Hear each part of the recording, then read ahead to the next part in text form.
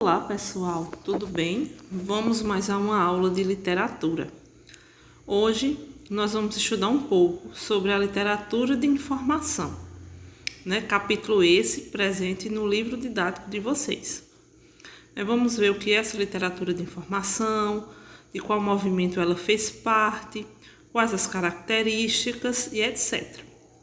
Então vamos lá conhecer um pouquinho sobre esse conteúdo.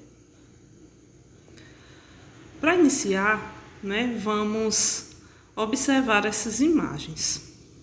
O que é que nós podemos ver aqui?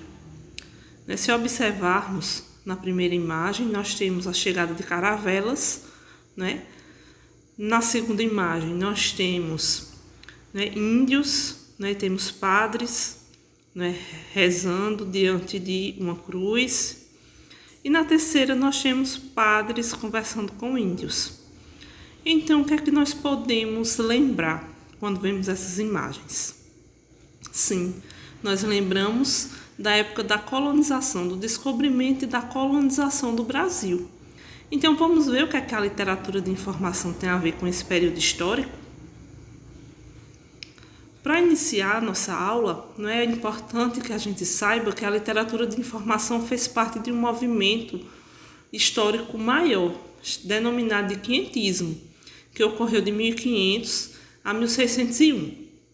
Esse movimento ele é histórico e é literário, Ele compreende todas as manifestações culturais do primeiro século de colonização aqui no Brasil. E dentro dessas manifestações, nós temos a literatura de informação. Então, o que é essa literatura de informação? Essa literatura de informação ela é formada por relatos e descrição de tudo o que foi encontrado nas novas terras. Então, por isso que se denomina literatura de informação, porque seu objetivo era o quê? Era informar os governantes de Portugal sobre os seus domínios, sobre as terras que eles dominavam. É importante a gente saber que essa literatura de informação ela ocorreu aqui no Brasil na mesma época em que acontecia o Renascimento. É tanto que o Brasil ele foi descoberto na época das grandes navegações, e as grandes navegações é um ponto, é algo que acontece lá no Renascimento. Então, na literatura, em Portugal, estava acontecendo o quê? Estava acontecendo o classicismo, tá certo? Então, enquanto acontecia o classicismo lá em Portugal, aqui no Brasil nós tínhamos a literatura de informação. Nesse período, nós temos alguns textos que se destacam, Principalmente a Carta de Pero Vaz de Caminha, que foi o primeiro texto de registro do que foi visto aqui no Brasil.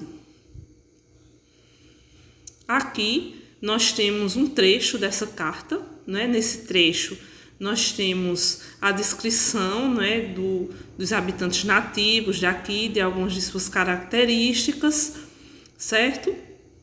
Então, a gente pode ver, pelo olhar do colonizador aqui, a questão dos habitantes da terra.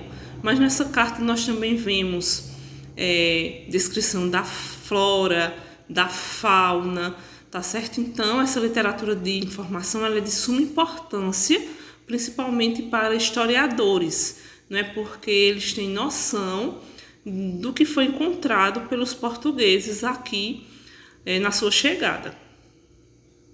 Outro ponto que está relacionado à literatura de informação é a literatura jesuítica, que também aconteceu na época do quinhentismo, mas que não tinha o intuito de informar, mas sim de catequizar os indígenas.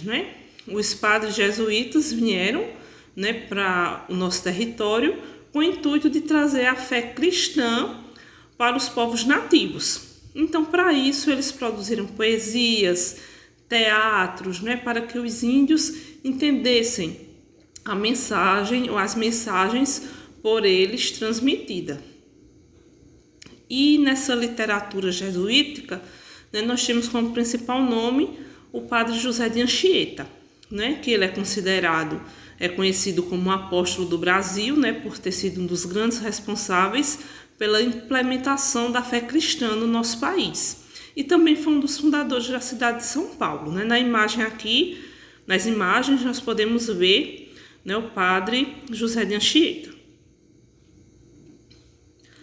Nós temos em seguida 2 textos, né, desse padre, textos estes que têm o cunho religioso, né, eles trazem essa mensagem religiosa, já que o intuito dessa literatura produzida pelos jesuítas era de catequizar, certo? Então, isso é um pouco do que aconteceu, né, na literatura, do que foi produzido, né, no primeiro século de colonização aqui do nosso país, né, aqui do Brasil. Então, muito obrigado pela atenção e até a nossa próxima aula.